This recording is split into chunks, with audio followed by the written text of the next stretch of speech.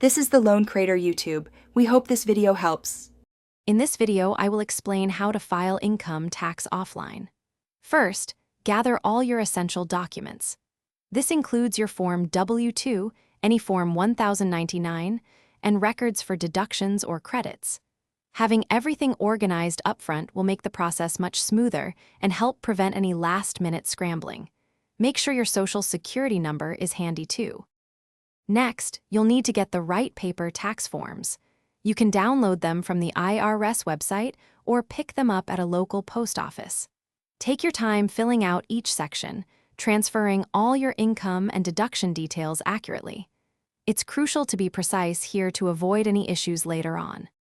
Now, calculate your total tax liability or your potential refund. This step requires careful attention to detail. Once your calculations are complete, thoroughly review every line item on your forms. Look for any mistakes or missing information. Finally, sign and date your return in the designated areas to make it official.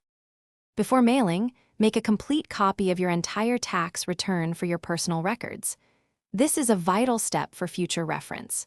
Then, carefully place your original forms in an envelope and mail them to the correct IRS address.